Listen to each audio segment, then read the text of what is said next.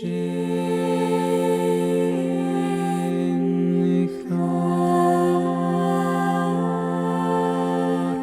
hoje nós temos o filho da casa, o Leonardo, que vai fazer a prece inicial com todos nós. Vamos fechar os olhos, vamos deixar o pensamento bem livre, se conectar com a espiritualidade, para ouvirmos a prece e logo em seguida a palestra do Leonardo. Então vamos todos de olhos fechados, respirar fundo, sentir o nosso corpo, sentir o nosso presente, se conectar com o agora, deixar o passado no passado mesmo, descarregar todas as nossas energias negativas, nos limpar energeticamente falando, aqui no centro, ficarmos abertos aos ensinamentos de hoje, às nossas preces de hoje, e se energizar novamente, para a gente pelo menos passar uma semana boa, uma semana tranquila, uma semana transmitindo a palavra de Jesus. Que assim seja. Bom, pessoal, boa noite. Está todo mundo escutando bem? Está no fundo, tá ok? Bom, meu nome é Leonardo, como você já me apresentou. Hoje a palestra é uma sugestão, tá? Aqui a gente tem uma caixinha de sugestões ali no balcãozinho.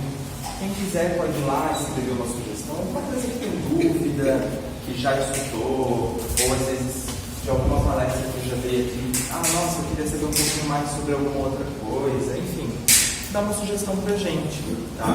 Às vezes a gente vai se organizando entre a gente, mas às vezes falta alguma coisinha, algum tema mais personalizado para vocês mesmos, tá? Então, a sugestão que foi dada pra gente é: qual é a visão do Espiritismo perante ao procedimento de cremação e ao procedimento de doação de órgãos? O que o Espiritismo fala sobre isso? É uma questão, às vezes, polêmica, mexe muito com o nosso religioso, nossa parte espiritual, e tem algumas questões físicas também, né? Algumas questões de medicina, enfim, que a gente também não pode deixar de lado. E aí o pessoal me convidou. Eu sou médico, trabalho no SUS já vai fazer uns 3 anos quase, aqui em São Carlos mesmo. E aí o pessoal falou: Léo, vai lá, você vai fazer a palestra? Beleza, então vamos dar uma olhadinha. De quarta-feira a gente tem o nosso estudo aqui, a gente já tinha visto algumas questões, a gente está lendo 2 obras de Kardec. Aí eu fui dando mais uma olhadinha aqui, beleza, ótimo, a gente tem bastante coisa para falar. Então, começando sobre o processo de cremação, que é um pouquinho mais simples, né? Então, a cremação, ela aqui no Brasil não é tão comum quanto fora, é uma questão cultural muito grande, né? Então, aqui no Brasil é muito mais comum ter o sepultamento mesmo do corpo e não a cremação, mas está se propagando um pouquinho mais. Fora do Brasil, principalmente quando a gente pensa na América do Norte, Estados Unidos, é muito mais comum isso, né? O pessoal crema, coloca as cinzas em alguma urna, muita gente guarda em casa as cinzas, muita gente joga no mar, planta, enfim, tem várias finalidades, né? Muitas vezes respeitando a vontade da própria pessoa. Fato é, o que o Espiritismo fala sobre a cremação, o processo de cremação? Kardec especificamente não fala nada especificamente disso, mas Emmanuel falou. Emmanuel comentou que existe aí um processo, né? Kardec já falava nisso, mas Emmanuel foi bem específico. Existe um processo de separação do espírito com o corpo após o processo da morte mesmo, após o desencarne.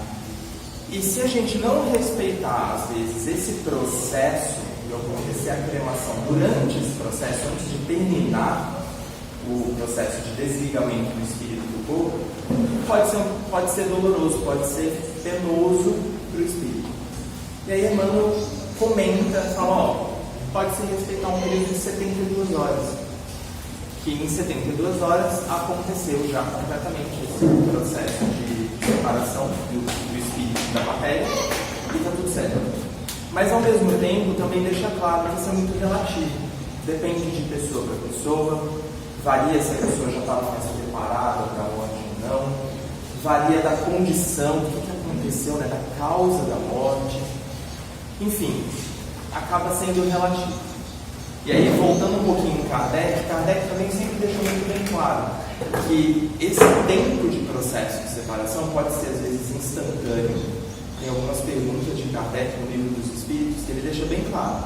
Quando, às vezes, a causa da morte é traumática, o plano espiritual separa imediatamente o espírito do corpo para não ter sofrimento, para não ter um processo de sofrimento do espírito com o corpo, que o corpo pode ter sofrido algum trauma muito importante.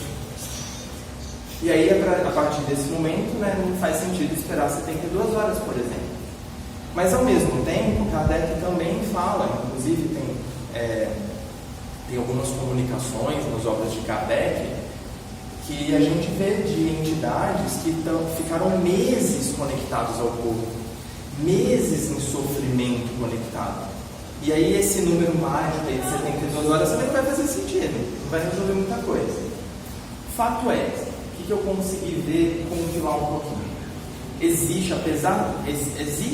esse número aí de 72 horas, aproximado, uma média, uma recomendação geral, mas o mais importante de tudo é a gente respeitar a vontade da pessoa. Então a gente cremar um corpo que a pessoa não queria ser cremada, ou a pessoa queria ser cremada, a gente vai lá e enterra o corpo, vai gerar uma perturbação depois, porque a gente não está respeitando a individualidade, a vontade daquela pessoa. Tá? Então o Espiritismo não é contra, ao mesmo tempo que não fala que tem que fazer com todo mundo, não tem uma regra, tá? É respeitar a individualidade mesmo, que a pessoa gostaria de fazer. Tá?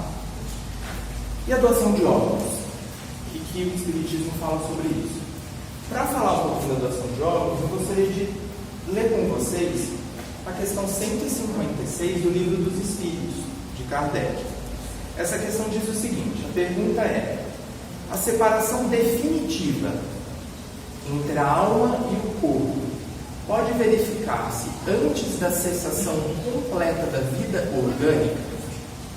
A resposta é: na agonia, às vezes, a alma já deixou o corpo, e nada mais tem do que a vida orgânica. O homem não tem mais consciência de si mesmo e, não obstante, ainda lhe resta um sopro de vida. O corpo é uma máquina que o coração põe em movimento. Ele se mantém enquanto o coração lhe fizer circular o sangue pelas veias, e para isso não necessita da alma. Então Kardec pergunta, bem categoricamente, meio que assim: tem vida sem alma? Tem. Existe vida sem alma. Porque Kardec, lá em 1800, ele separa muito bem: existe vida orgânica e existe vida espiritual. A vida orgânica é a matéria. Por exemplo, o nosso corpo, nós temos não milhares, milhões, nem bilhões, nós temos trilhões de células no nosso corpo. Nós não somos uma coisa só, nós somos trilhões de coisinhas que estão funcionando em conjunto para a nossa existência ser possível. E não só pensando em ser humano, pensando em toda a vida que a gente tem no planeta Terra, e vai saber em outros planetas como que é. Mas pensando aqui na gente mesmo, as bactérias, os micróbios, micro-organismos, os outros seres vivos, só no nosso corpo existem trilhões de bactérias também. A nossa flora intestinal, por exemplo, são bactérias que vivem lá dentro do nosso intestino e está funcionando super bem.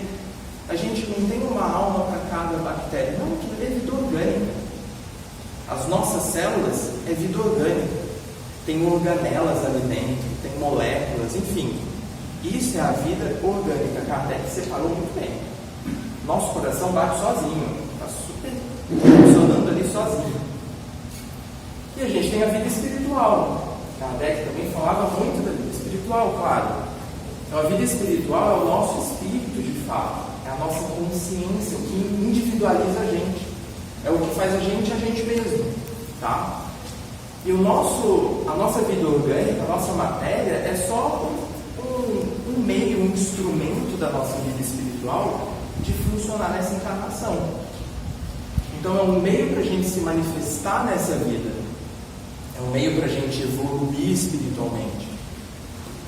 E o nosso espírito, ele não está preso ao nosso corpo, ele está ligado, óbvio, está ligado, intimamente ligado, mas ele não está preso. O que nos define não é a nossa matéria, é a nossa vida espiritual. Tanto é que quando a gente dorme ou tem alguma manifestação espiritual, a gente pode ter o processo de desdobramento do nosso espírito sair do nosso corpo, trabalhar à noite, fazer outras coisas. Mas o nosso espírito, a nossa vida espiritual não está presa na nossa vida orgânica. Por que eu estou batendo nessa tecla? A partir do momento que ocorre o processo de desencarne, o próprio Kardec falou no livro, né, nessa pergunta, nessa resposta, na verdade, está muito bem claro. A partir do momento que você tem a cessação completa dessa ligação da vida espiritual com a vida orgânica, a vida espiritual segue e a vida orgânica ela pode continuar ainda um pouquinho. Então, aquele corpo, aquela matéria, não terminou de morrer ainda. A vida ainda continua. E o espírito segue adiante. Qual que é a importância disso? A importância disso tem algumas questões. Primeira coisa, Kardec, lá em 1800, ele já falava sobre isso. E aí, puxando um pouquinho para a nossa realidade hoje, em 2024, o que a medicina fala? A medicina corrobora tudo que Kardec falou em relação a isso. Hoje a gente tem tudo protocolado, a gente tem todo o conhecimento já para definir o que é a morte encefálica. Às vezes a gente já escutou isso, né? O que acontece? A pessoa está lá na UTI, internada, está em estado crítico e tal. E aí a gente tem um diagnóstico de morte encefálica. A morte encefálica é diferente da pessoa estar em coma, diferente da pessoa estar em estado vegetativo, enfim. A morte encefálica é quando a gente atesta, documenta que o sistema nervoso central, a gente fala de morte encefálica, é o encéfalo, é tudo dentro do crânio. Não só a morte cerebral, não só o cérebro, mas outras estruturas além do cérebro. Quando a gente tem isso, a gente diz que o sistema nervoso central parou de funcionar. O sistema nervoso central, o encéfalo, morreu, teve a morte encefálica. Cérebro morrendo, sistema nervoso central morrendo, as nossas células continuam vivas. Nosso coração continua batendo, nossos rins continuam funcionando, mas o sistema nervoso central morreu. A consciência da pessoa, a individualidade da pessoa, que faz aquela pessoa não ser mais só um corpo, morreu. Aí, a partir desse momento, a gente considera morte encefálica. Realmente, a partir desse ponto, não tem reversão. Tá? Bom, por que falar de morte encefálica? Porque está intimamente ligado com doação de órgãos. A gente só pode fazer doação de órgãos de um órgão vivo. Não tem como a gente doar um coração morto, não tem como doar um rim morto. A gente precisa de órgãos vivos, de células vivas. Tá? Então, a gente faz a doação de órgãos, só é permitido de fato fazer a doação de órgãos a partir do momento que a gente tem esse diagnóstico de morte encefálica e a gente tem que correr contra o tempo, porque em algum momento o coração vai parar de bater, vai parar de bombear sangue nesse corpo, pode demorar algumas horas, alguns poucos dias, e a gente pode ainda usar aquela matéria, aquele corpo que está ali para perpetuar a vida em outras pessoas. E aí, falando um pouquinho, falando dessa doação de órgãos, principalmente aqui no Brasil, a nossa realidade, eu acho muito importante a gente desmistificar, às vezes, algumas coisas, explicar um pouquinho mais algumas coisas. Alguns anos atrás, ficou muito em evidência, aí, por exemplo, o transplante de coração do Faustão. Ficou muito em evidência, todo mundo viu.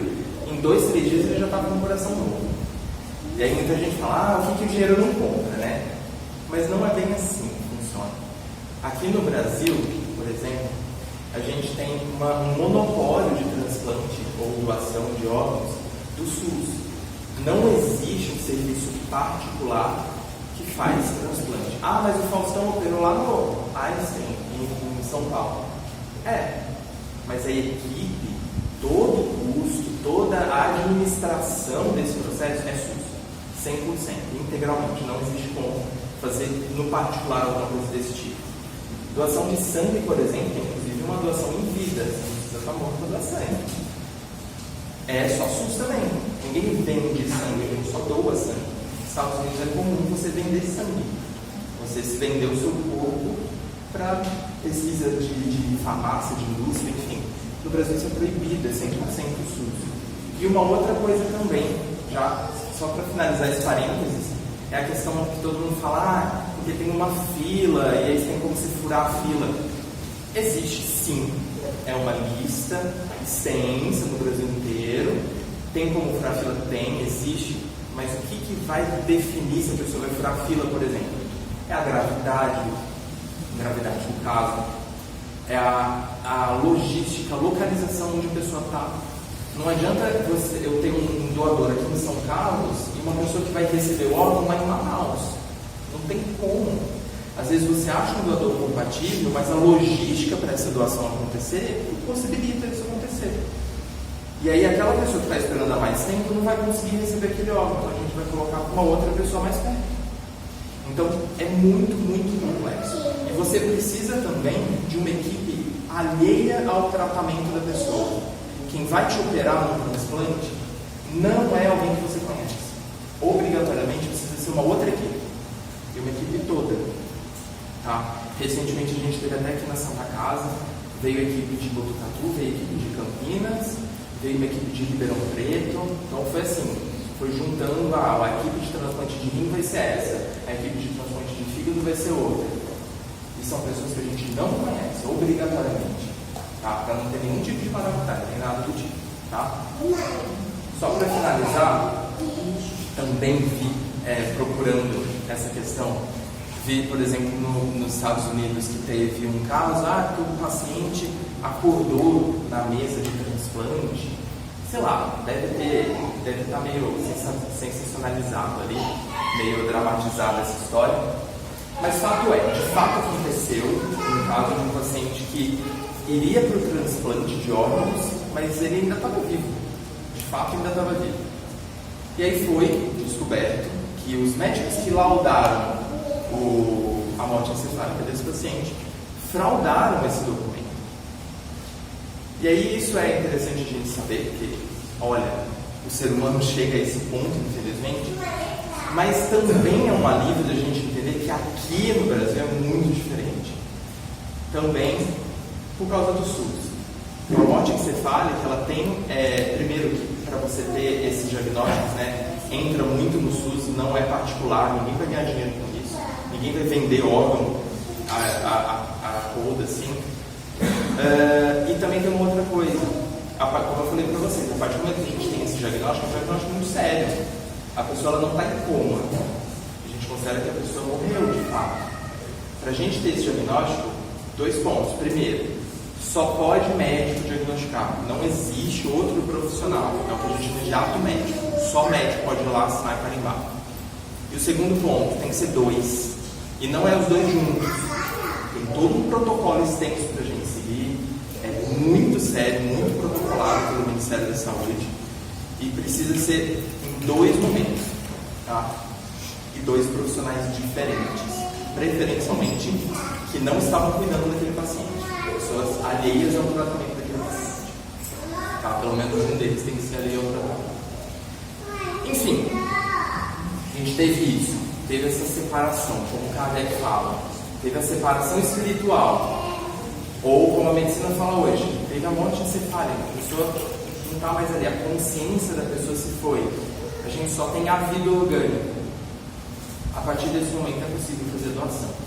Aí, como eu citei, doação em vida, né, a gente pode doar órgãos, existe, por exemplo, a possibilidade de fazer doação de rim, a gente tem 2, dá pra gente viver com um rim só, muito bem, obrigado, com algumas restrições, alguns cuidados, mas dá, é possível. Doação de sangue, dá pra gente fazer doação de medula óssea. A medula óssea são células, é um tecido que fica dentro dos nossos ossos longos, né, a gente pega muito de fêmur, enfim. E a gente fazendo a doação de medula óssea, por exemplo, é o que possibilita a cura da leucemia. Tá? A gente pode fazer doação de familiares, que a compatibilidade normalmente é maior, mas também pode ser de uma pessoa estranha. Então é possível se inscrever em bancos de medula óssea, a gente pega uma amostra, vê, analisa ali, beleza, guarda as informações. Quando aparecer um possível receptor para essa medula óssea, a gente entra em contato e você vai até o lugar para doar essa medula. Dá para doar cabelo, né? E isso em vida. E pós-mortem, que a gente fala, dá para a gente doar coração, dá para doar pulmão. dá para doar fígado, dá para doar as córneas, que são estruturas dos nossos olhos, tá? E, enfim, dá para a gente propagar a nossa vida mesmo depois da morte, ok? Resumindo e fechando essa questão, o que o Espiritismo tem a ver com tudo isso, né? Kardec mesmo já deixava claro, é só a vida orgânica. Depois que passou, desencarna, a gente já terminou nossa missão aqui, acabou. A gente já se desprendeu dessa matéria e ponto final. Vai fazer o que precisar fazer. Se a gente conseguir ajudar outras pessoas, mesmo depois de muito, caramba, é super importante, super legal. E uma outra coisa, deixar isso muito bem claro para os nossos familiares. Então, novamente, tem gente que não quer, está tudo certo, a gente respeita a individualidade da pessoa. Mas comunique seus familiares, falem, porque depois é quem vai decidir.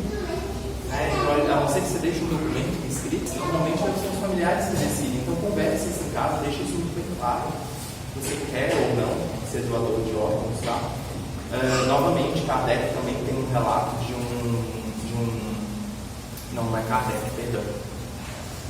Não vou lembrar o autor, mas tem um relato de uma entidade que não conseguia enxergar, porque estava super perturbado depois do desencarne, porque não estava conseguindo enxergar, porque a família tinha levado o corpo, né, disponibilizado o corpo para doação de órgãos e tinha feito a retirada das córneas. E aí a entidade, o espírito, ficou super violado, realmente, por ter perdido a visão. Então não foi respeitada a vontade da pessoa. Tá? Então, o principal ponto é respeitar a vontade, respeitar a individualidade de cada um. Se você quer ser doador, seja doador, propague isso, tudo certo. Se não quer, também não seja, deixe isso bem claro. Tá bom? Então é isso, pessoal.